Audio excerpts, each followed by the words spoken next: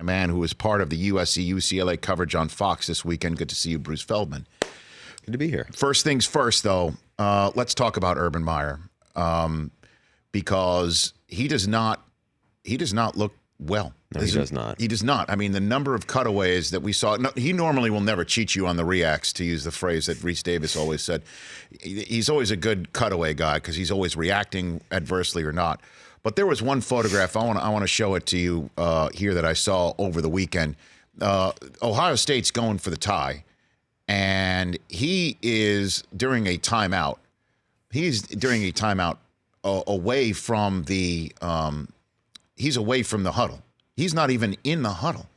He's just bending over over his hips while the huddle's being discussed and the play's being discussed. The game is on the line. Like, what's going on? He looks like he's in excruciating pain, So a couple things. So we at Ohio State, our crew did for Fox twice this season. The first time we had him, they played Indiana. It was a close game, and I happened to be right like around the 15-yard line, and Urban bumped into his director of football operations, and he bumped into, collided, whatever you want to say, and I'm looking right at it.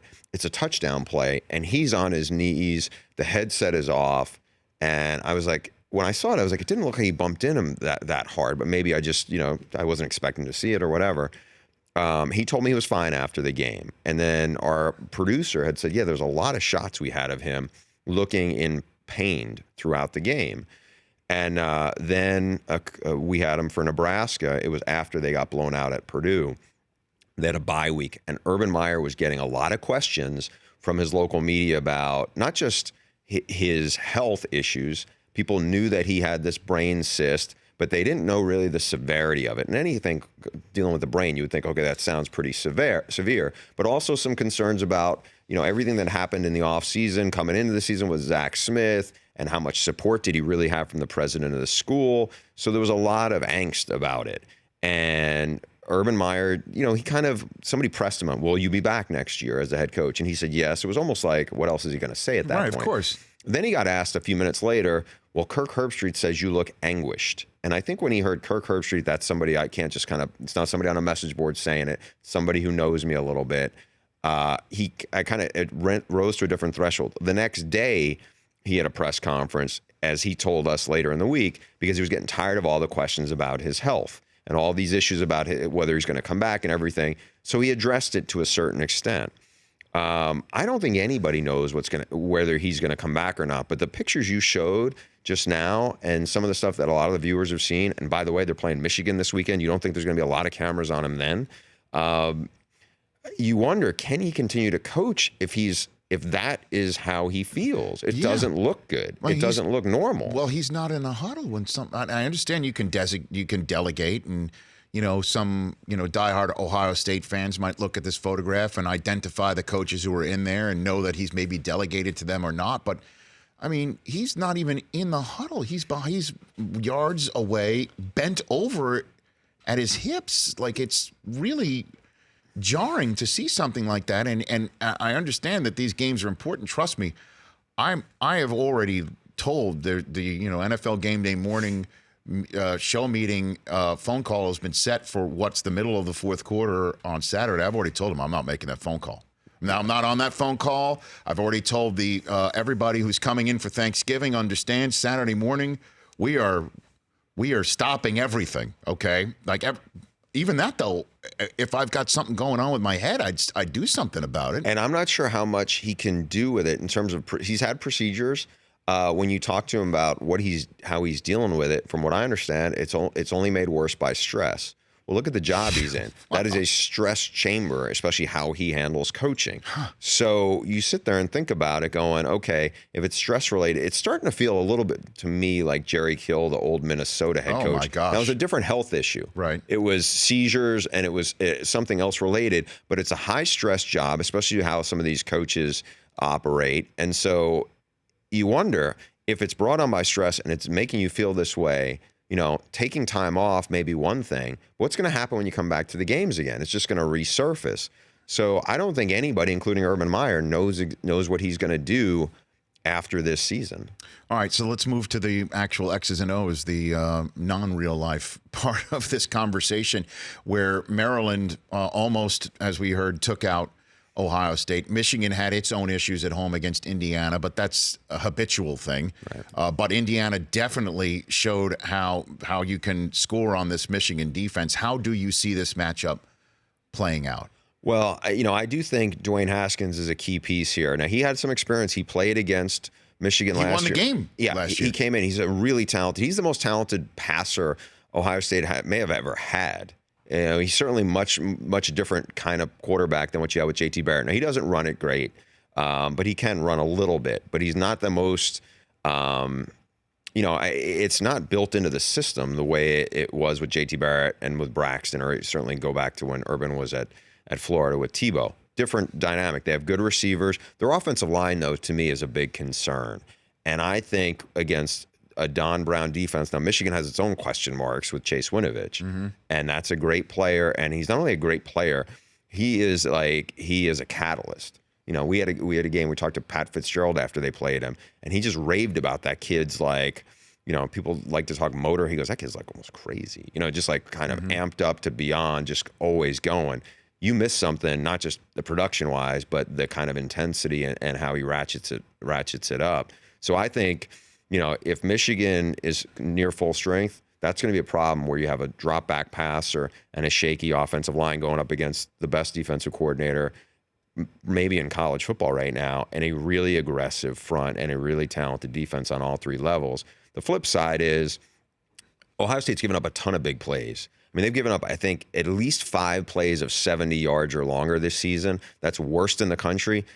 They only gave up 1 of those plays in the previous 2 years combined. They are really shaky in the back 7. They still have good people in the up front. Maybe no Nick Bosa, obviously, but they still can get a pressure on you. But I think if Michigan can just kind of stay in it, they're going to get some big plays, because that's what Ohio State is not a good tackling team, and they've had a lot of coverage busts. And I think Jim Harbaugh and Shea Patterson is talented enough where he can exploit it. I think if there's ever a year Michigan is going to go into Columbus, this is it. I mean, this is a very vulnerable Ohio State team. So Bruce Feldman of The Athletic and Fox Sports here on the Rich Eisen Show. Michigan wins this game and then beats Northwestern, or Ohio State wins this game and beats Northwestern. Is there a chance that Georgia beating Alabama in the SEC championship game, or the way that Washington State just dismantled Arizona and they go undefeated, somehow Oklahoma negotiates the next couple of weeks? Is there a way that another one-loss team could leapfrog either one of those Big Ten teams that I just mentioned to you? I think the only way realistically for that to happen is if Alabama somehow loses. Because if not... Auburn? Before losing to Georgia? Or to Georgia. You don't... hold on a second. Georgia beats Alabama, and Alabama has just one loss, and they lose in the same manner that Georgia lost to Alabama. Let's just say that's the way the SEC championship game plays. You don't think 2 SEC teams make it at the expense of... No, I do. I think that's the only way that a one-loss Big Ten champ doesn't go. Now, it's not going to help the Big Ten champ that they're going to play a Northwestern team that on the final rankings is going to be a 5-loss team with no non-conference wins. I mean, that does not look good. You're not going to get a big push off of that.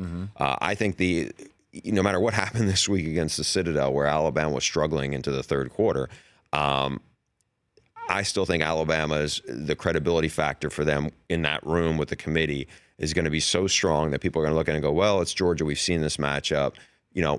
They feel more comfortable putting 2 teams in. I don't see Washington State. I mean, if they do beat Washington, their non-conference schedule is dreadful. Their one loss, albeit on the road, was against a really bad USC team. And the Pac-12 is so down, I don't think it's going to help them at 12-1. I think Oklahoma, if they go 12-1, I think they would have probably the next best shot, but I still don't see it either. And then, you look at some other scenarios about, if Notre Dame could get upset, that may be a little more of a wild card in how it could affect it. I think Michigan's place is a lot better right now than Ohio State's is, just because people look at Ohio State, they're like number 10. They're kind of just sputtering all over the place, but they're still only have that one loss. But it is a really bad loss. I mean, they were blown out by an unranked Purdue team that hasn't looked great pretty much around that either. So, I think this is cut and dry unless Alabama stops. So you're saying that some of these one-loss teams are hoping to see Northwestern upset somebody in the Big Ten championship game, or as you just pointed out, Clay Helton and USC beating Notre Dame here next week. Is Clay Helton coaching for his job, do you think, next week? I think that decision has already been made. Here's what I would assume about this. After you lose to Cal, after you get run over by UCLA, and I think the stuff, and I talked to a former UCLA player who reached out on Sunday morning saying, I was disgusted by what I saw. He said, how do you give up 300-plus yards rushing? You can't run the ball. And then it was like they're dancing on the field at the start of the fourth quarter, and then all of a sudden they get run over after the fourth quarter. It was like it's all fake swagger. And the feeling there, also go back a week earlier when they lose to Cal, Iman Marshall, one of the leaders of their team, one of the best players on the team, just has kind of a meltdown where he's jawing at the Cal sideline. That contributes to their loss. And I think people look at it and go, this team has tuned out Clay Helton. And it feels to me a lot like the latter part of the Larry Coker era at Miami, where in the beginning, they liked the stability and he was an adult in the room. But after a couple of years, the message fell flat. You don't know if there was enough assistance in the room where there's got to be somebody who people really have a fear for, or just kind of like a different energy to balance it. And I don't think there was that energy.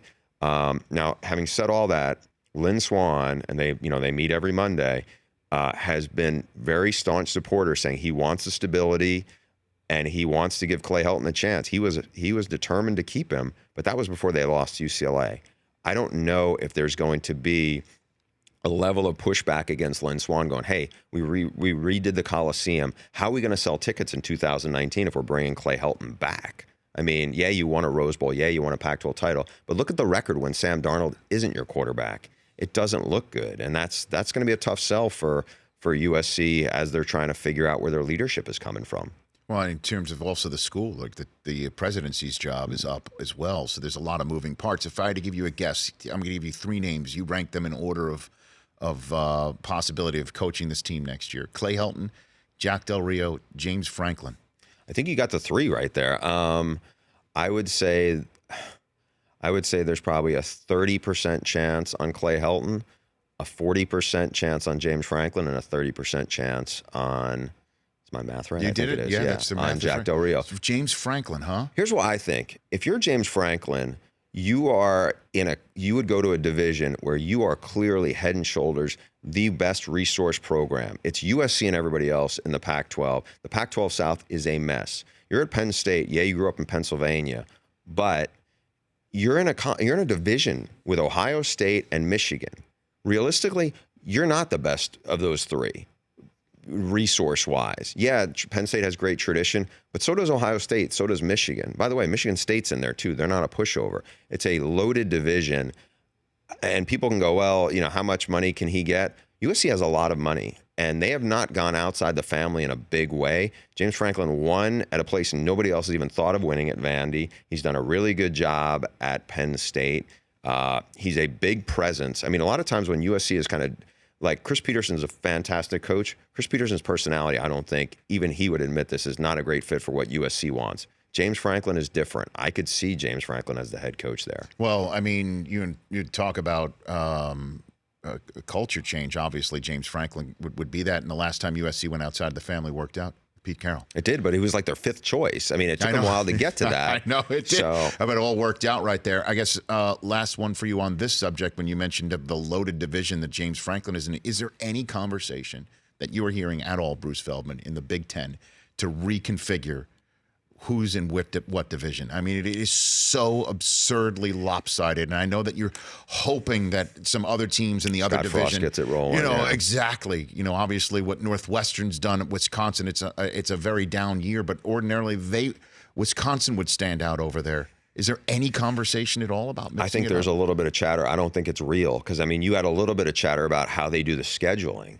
But look, the conference has already kind of reshifted its model already once. I don't think they're going to go in that direction unless there was a feel like they got really snubbed by the playoff committee because of it.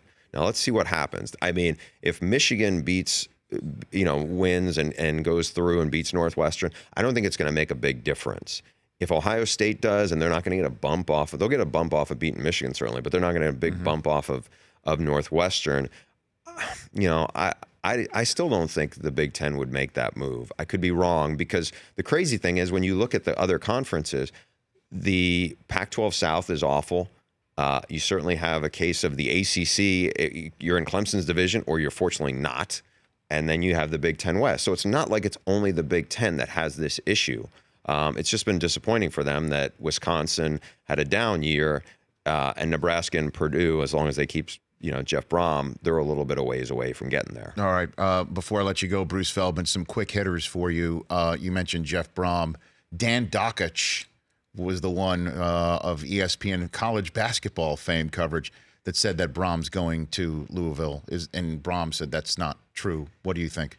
It wouldn't surprise me if he did. I mean, I think that was that's his home. That's not just his home. It's like he has his whole family. His two brothers are on his staff. His son is really, kind of like a de facto assistant there. I think that's such a big deal for them would be to go there. But I give him credit because he really didn't mess with Tennessee when they were interested in him last year. He wanted stability. I think he knows he's got Purdue going in the right direction, but I think it's going to be really hard to say no to Louisville. I think Lincoln Riley, another one, is going to have an opportunity in the NFL. There's no question in my mind. Do you think he takes it? I don't think he takes it now. That's my hunch, just because he's young. He's got the best AD in college football and college sports in Joe Castiglione. Now, he's going to have to find a new defensive coordinator. That's a big deal. But I think he knows I can really make a run here, and he knows the NFL is going to be there for him. He's still young. He can go for it some other time. And I'm already hearing the Kyler Murray's surpassing Tua in the Heisman Trophy conversation right now because of Tua's lack of fourth quarter play, and he's been banged up, and we expect it. You remove him from Alabama's team. Alabama still has the same record, not the same for Kyler Murray in Oklahoma. What do you think? I'm not buying it. Right now, I might have Gardner Minshew from Washington State, number 2. I mean, Washington State, a team a lot of people didn't even think would go to a bowl game, has a chance to go 11-1 this weekend. I mean, he is the big difference there. But for me, Tua is still number 1 on my ballot. I think when it comes to most outstanding player, when you talk to coaches who face them, said when Tua is the biggest reason why Alabama has the gap is widened between them and everybody else in college football. When he's in the game, the running backs run better, the receivers run better routes, and the O-line blocks better. He's so much more talented than anybody else Nick Saban has had play quarterback in Tuscaloosa since he's been there. It's night and day. All right, last one for you. The NFL scouts that have reached out to you or you've talked to them, who's the player they're talking about the most right now, Thanksgiving week? You know what? Quinnen Williams from Alabama, D lineman, who didn't even start till this year, has really flashed, and he has been kind of the breakthrough player. A couple other guys to keep an eye on. Devin White, linebacker from LSU, makes tackles all over the field.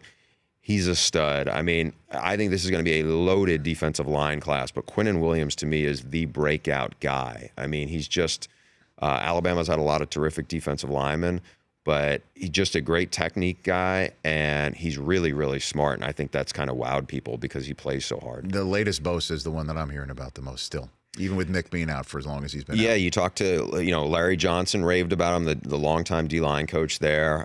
Greg Schiano, who's been in the NFL. Greg Schiano had told me in the middle of the year that he's as good a player as ever been around. The only other player he could compare him to was when he was at the Bucs. He had Gerald McCoy. Now, they're different kinds of players, but he just said he's great against the run, and he's a dominant pass rusher. And he said he's freaky in how you have to double team him. So, obviously he's coming off injury, but I would be surprised if he's not one of the first 2 picks in the draft. Thanks for coming in, man. Have a great Thanksgiving. You too. My pleasure. That's Bruce Feldman, who I love having, whether in person, which is best, or on the phone, at Bruce Feldman, CFB on Twitter. The Rich Eisen Show, weekdays at noon Eastern on Audience.